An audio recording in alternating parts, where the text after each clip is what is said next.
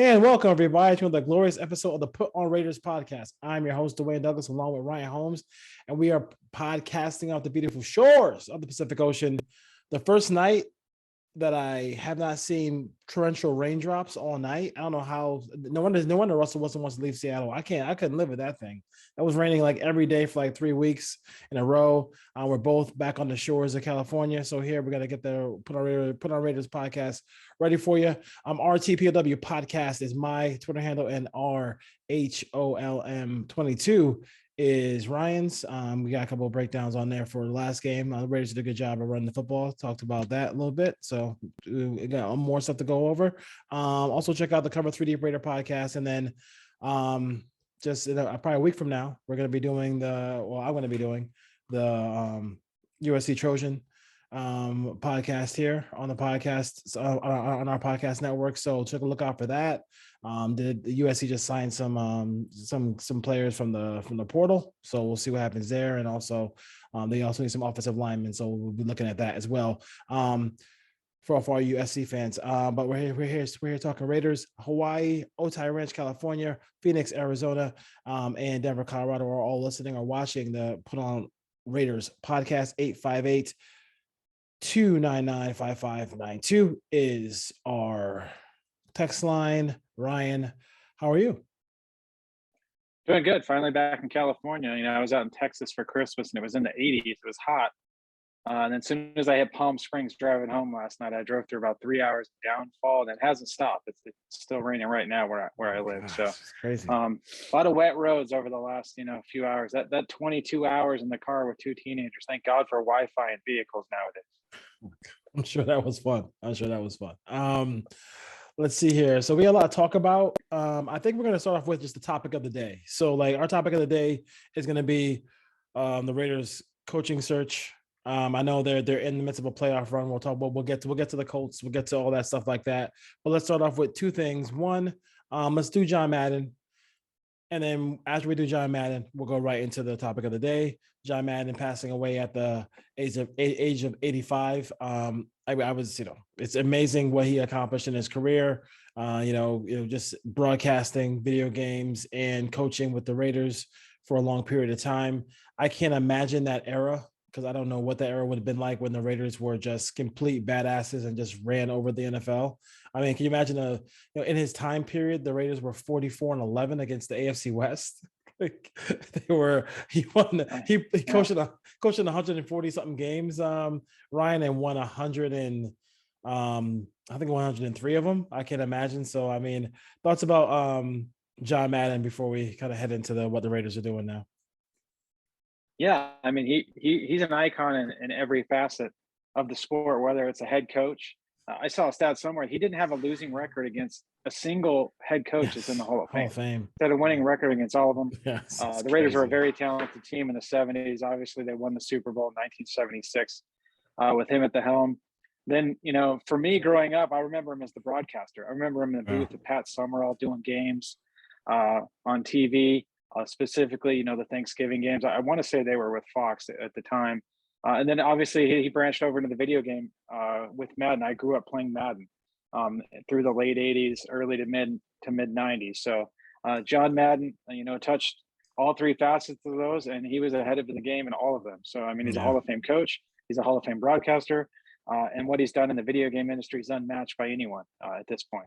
Yeah, and I think he kind of brought it on and helped like people like Tony Hawk and people like that. They get their games off the road. And he was not just slap your name on it. He was an integral part of the development of the game and making sure it was real as humanly possible. And I mean, generations of people know him and respect him and love him. Like, what I mean? Like the kid who, I just saw one of the champions from Madden who I follow on Instagram talked about how he didn't play. He wasn't the athlete.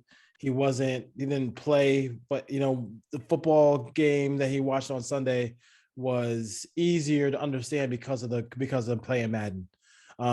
So those are the kind of the cool things there. And I think a lot of it is too, as well, some of my best friends from college. Like, I mean, like people who I talk to till this day, I went to Eastern Connecticut State University in Connecticut.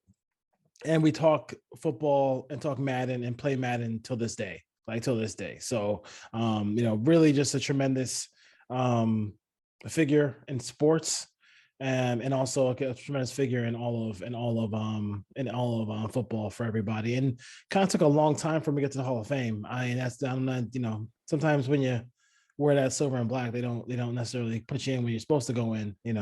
But yeah, he was definitely happy. Well, at least he went in before he passed away. Oh, definitely. And I just remember, like you said, I saw a special on the making of the game, and for him to put his name on it, he was integral in the development of it to make it as realistic as possible. He was very involved with basically how they put the game, how they structured the plays, everything that went into the game. Yeah. John Oh Madden yeah. touched, and then he was part of that EA team that got it off the ground, and it kind of took over for itself once it got a huge following, and then they had multiple development teams working on it.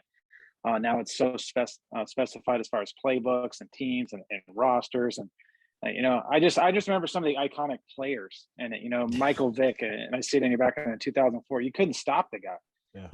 in Madden and just run around. And I still buy the Madden franchise. I buy it every year. I just I have the Madden 22 out there with Yeah. Tom Brady and Mahomes on the cover. My son's out there playing with Bo Jackson right now because you can download him through, I think, middle of January. They created a Bo Jackson for this year's game. So Yeah. um, I'll probably still be playing Madden until it's my time to go.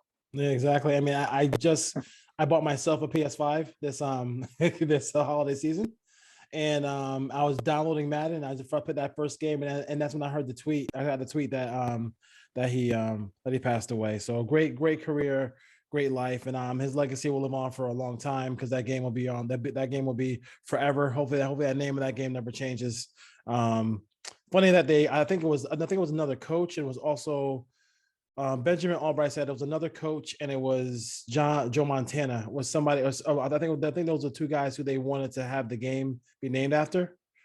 But it never kind of came to fruition for those two, and they couldn't. I mean, he was the third choice, but it doesn't matter. He could have definitely. It was still the best choice they could have ever made for that game, as far as that goes. But the coaching, everything like that, player, all that stuff like that. He was him and Pat Summerall. My favorite John Madden isms was, and it's something that we talk about with the Raiders, the current day Raiders. If he would come on, in the broadcast, and a play would happen. He would say, it's 3rd and 6. These guys throwing passes, 3rd and 4 yards when it's 3rd and 6. I never got that. I never understood that until this day, John. We still don't understand that. So that's one of my favorite things about John Madden. Just kind of breaking football down and in the simplest form. No, definitely. I just remember, as a broadcaster listening to the game, like just, what he would do with the telestrator and sound effects he'd make and the boom and here and there and just everything that he did. He made it entertaining to watch. That's what I grew up on. That's what I remember. Yeah. Who I remember calling games. I wasn't around for the Howard Cosell era on Monday Night Football or anything like that. It's me growing up watching football it was all about John Madden. Yeah, cool. We'll take a 30-second break, and then we will come right back and we will talk about a Ryan Holmes Twitter fight or controversy, if you will, here on the Put On Raiders podcast. We'll be right back.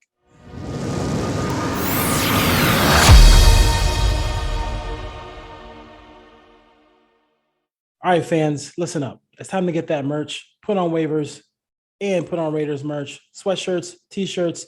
DM us, text us, sizes, orders. We got you.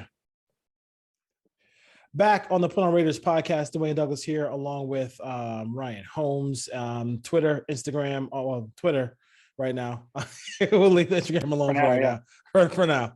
And we got your questions coming up later on, all the good stuff. But Ryan, you started this. I don't think you started this, but Mark Davis started it kind of himself. But the coaching search, the Raiders are going to search for a head coach. They're in the midst of a possible playoff run, and if they win their next 2 games, that'll be a 4-game winning streak, and they'll be in the playoffs. So that will be an accomplishment, considering Gruden's gone, considering Ruggs is, going to be, his career is over, all those things like that, injuries, all that stuff like that as well. But if you can talk about the gist of what you tweeted out and the kind of thought process behind. What are your thoughts? What Mark Davis should do in the future, near future, like today, about who should he should at least be talking to about coaching the Raiders in 2022. Yeah, give me a few minutes here. I'll walk through it. Twitter, it's hard to explain your thought process. It's 100 whatever characters, so you can only type, so much. So I sent out a tweet, I believe, on Wednesday or maybe it was Tuesday, basically saying, Mark Davis dropped the ball because he's not starting to conduct these interview for head coaches. Now, I don't think a lot of people that fall in it will even know that there is a new rule in place stating that if you don't have a head coach in place, which the Raiders currently do not, that you are allowed for these next 2 weeks to interview candidates from other teams. So essentially, the NFL gave the Raiders a competitive advantage, along with the Jaguars, because they don't have a head coach. Those are the only two teams in the league that can talk to candidates right now. Yes, the Raiders are in a playoff run, but at the same time, Rich Bisaccia is not the head coach of the Las Vegas Raiders. Let's state that first. He is the interim head coach of the Las Vegas Raiders. Interim means for an intervening period, it's provisional or temporary. He is not the head coach. He has not been named the head coach. The interim tag has not been removed. Rich Bisaccia is a grown man. He's been in the NFL for 20 or 30 years. If I was Mark Davis and I was Mike Mayock, I would walk in there and, they've known since week 5 they were going to have an opening. And they knew this was coming where they'd have this 2-week window. I would have gone in there and said, look, Rich, you're doing a great job. You've taken over this team. They've kind of come together here down the stretch. Go out over the next 2 games and put a stamp on your resume. Go win those games and get in the playoffs. This job has not been decided. However, the league has given me a competitive advantage. I have an opportunity to familiarize myself and talk to 2, 3, 4 candidates on potential playoff teams who we may not get to talk to because there only one team's getting a bye. So a lot of these coordinators are going to be coaching week 1 of the playoffs, round 1. They may not get permission to talk to you at that point. Those teams may make those coordinators wait till after they're out of the playoffs. And these are some of the hot names. And Jacksonville, obviously, the reason why I equated Jacksonville in the tweet is because they've reached out to the candidates that I believe the Raiders should have some interest in. The Kellen Moores, the Nathaniel Hackett's, Byron Leftwich, Todd Bowles, Matt Eberflus. These guys have an opportunity. If they go deep into January, into February, the hiring cycle is usually over by then. There is no harm here if Mark Davis does a Zoom call with 2 or 3 of these candidates for a couple of hours, as long as he's upfront with Rich Bisaccia and tells him that Rich is still going to have an opportunity to interview, I think it might light a fire under Rich Bisaccia and say, look, go out and win these last 2 games. I know that they're looking at other candidates. I don't think this is a distraction. The people on Twitter that say it's a distraction, I completely don't agree with that. So I think Mark Davis is not doing what he should be doing from a business perspective, in my personal opinion. Go talk to these guys. Get to the front of the line, because this isn't a Raiders versus Jaguars. Everyone on Twitter is coming at me saying this is Raiders Jaguars. The Raiders are a better job. I got news for you. There's candidates that probably believe the Jaguars is a better job because there's $70 million in cap space. They have Trevor Lawrence. Whether you like him or not, he's basically going to be a franchise quarterback by all the experts. He was the #1 pick. He is it's funny, the car supporters out there want to trash on Trevor Lawrence. Who's his supporting cast? They want to use that argument. What does Trevor Lawrence have with him in Jacksonville? Not saying that he's going to be a good quarterback at the end of the day, but he has everything you're looking for in a potential quarterback. So you have him under contract for 4 years. You have no state income taxes. You have very patient owner in Shad Khan. So there are arguments to be made that Jacksonville's a better job. But this is not what this tweet is about. This tweet's about the other jobs that are going to come open. And every year there's like 6 to 8. And there's some iconic jobs that are going to come open. The Chicago Bears is going to come open. That's an iconic job. They have Justin Fields. The Steelers has a chance to come open. The Giants, whether you like them or not, that's an iconic franchise in a big media market. People are going to want to coach there. The Broncos is going to come open. They're a quarterback away from being a Super Bowl contender. The Vikings job is going to open up. The Seahawks job. So the Raiders have to get in front of all those teams.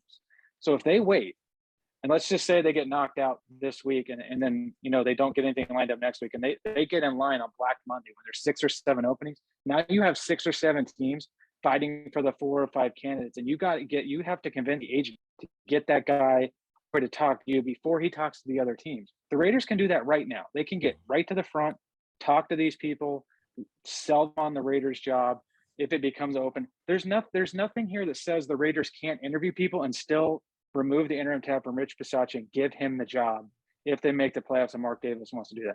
That's perfectly plausible. So the fact that the Raiders would go out and interview someone doesn't mean Rich Bisaccia is getting fired. Like I said, they just have to go sit and talk to him, be a man, and tell him this is what we're going to do because the advantage we have. The Raiders are not doing that. In my opinion, that's a huge disservice. And for everyone out there that thinks the Raiders are going to get this big head coach, I'm going to ask one question. When's the last time the Raiders went out and hired one of the top 2 or 3 candidates out on the market? Because I'm going to let you know a secret. They haven't. And you want to go back to the history of their coaches?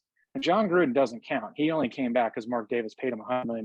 He used to coach for the Raiders. So it's not like the Raiders are going to be the best job out there and the top candidates coming to the Raiders no matter what.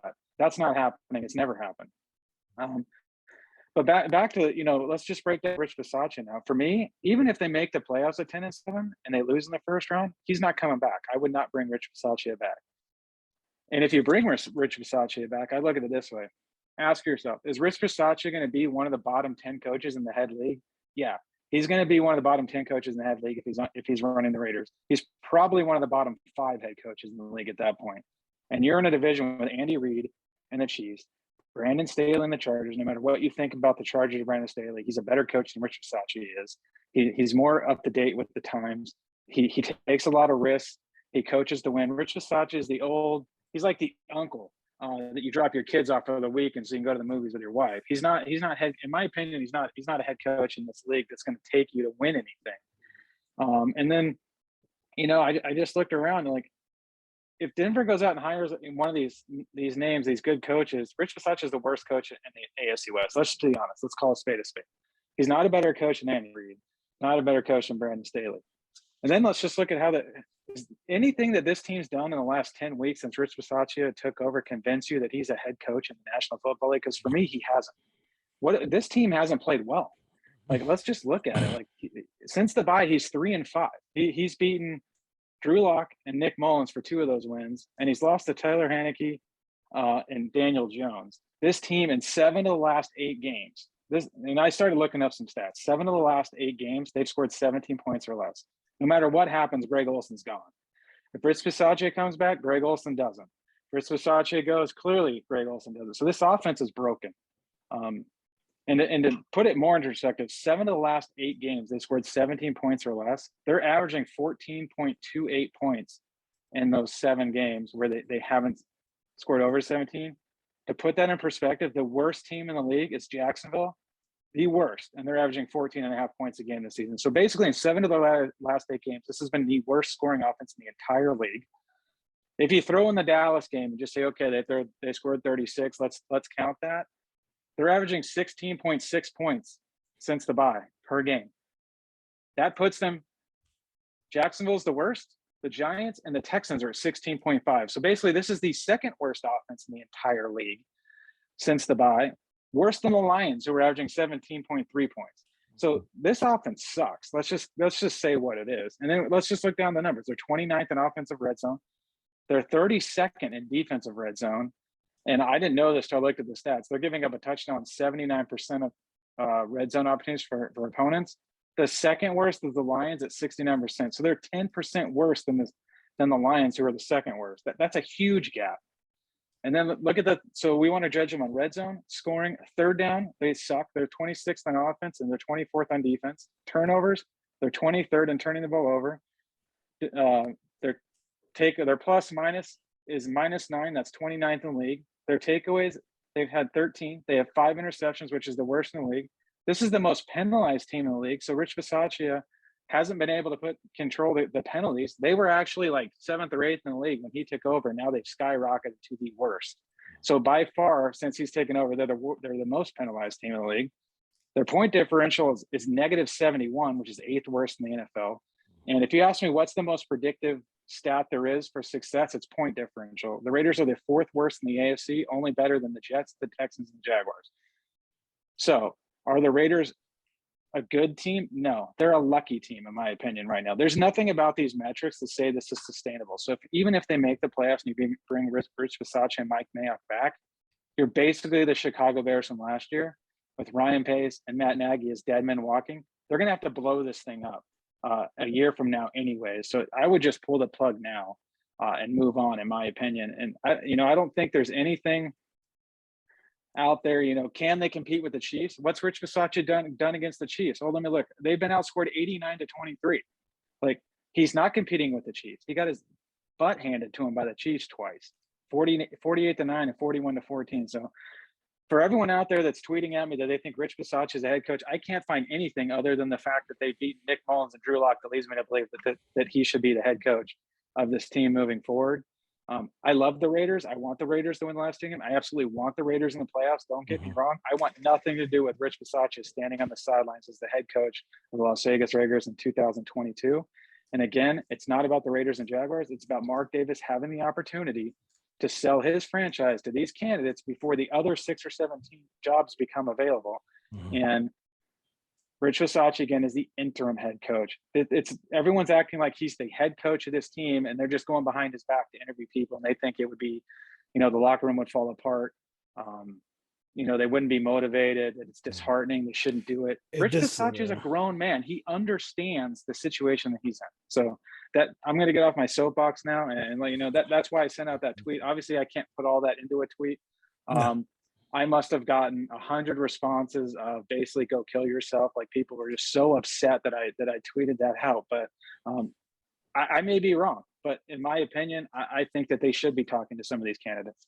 Yeah, you're not wrong, because any job you have, they could be talking to another candidate, like, what I mean, in life, period, especially a job ask like Jack this. Del Rio Yes. ask Jack Del Rio if Mark Davis was talking to John Gruden before he let him go. Go ask Tony Dungy, who the Bucks were flirting with Bill Parcells behind his back. Like, I mean, those things happen all the time. So it really shouldn't be. So the problem with the Raiders is, is this kind of the same thing that's kind of the problem with a lot of organizations. Michael Lombardi said he was in the car when he was younger, when he worked for the Niners, and said that, and Bill Walsh made a remark to him that we're only in an 8-team league. Think about that concept for a second. They were only in an 8-team league. So he views the rest of the NFL as garbage.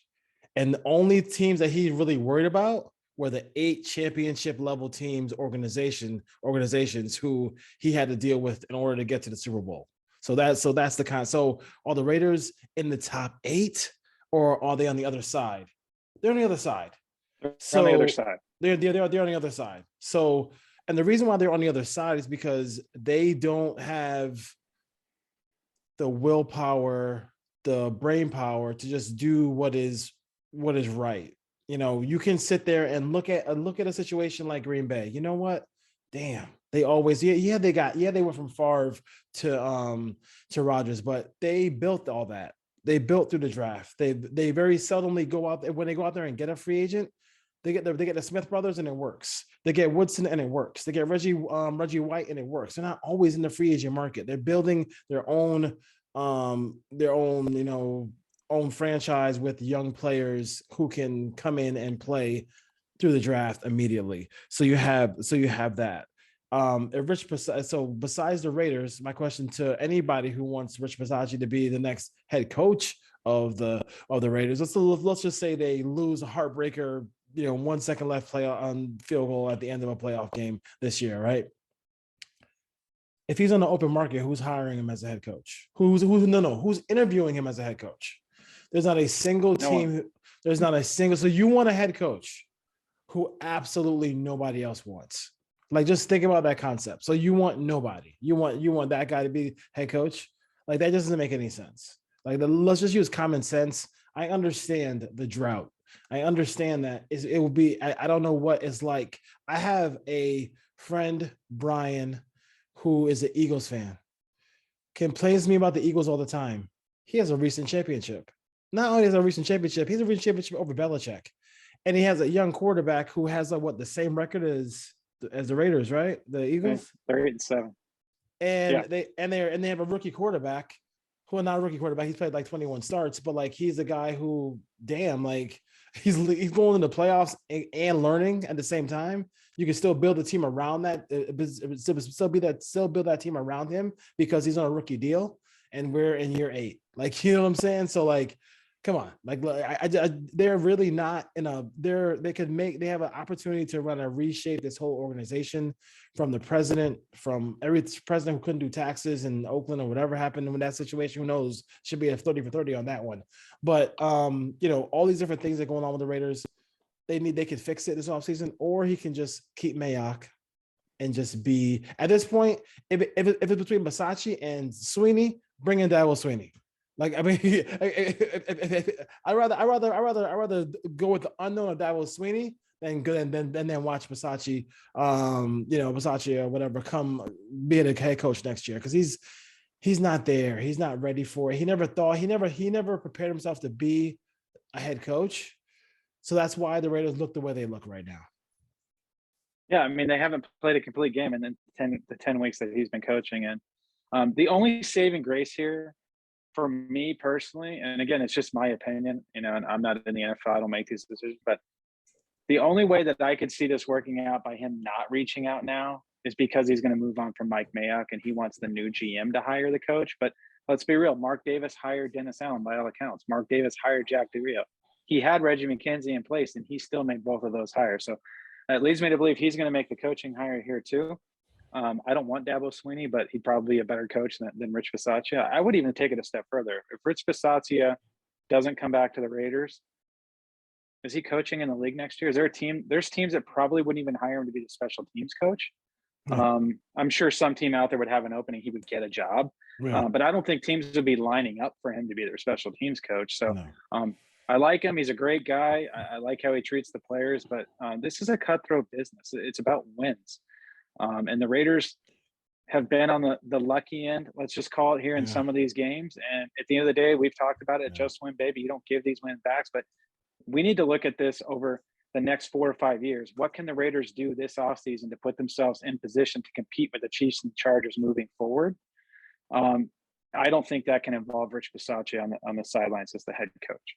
Yeah. I sent you I want to see if I can find that text message I sent you real quick. I think Brandon Sosna, he helps run USC. He also helped hire the coach at Cincinnati, who is, all of a sudden Cincinnati's Fickle. Yeah. So, and then he also helped hire Lincoln Riley at very integral part of Lincoln Riley coming over for the for the Trojans.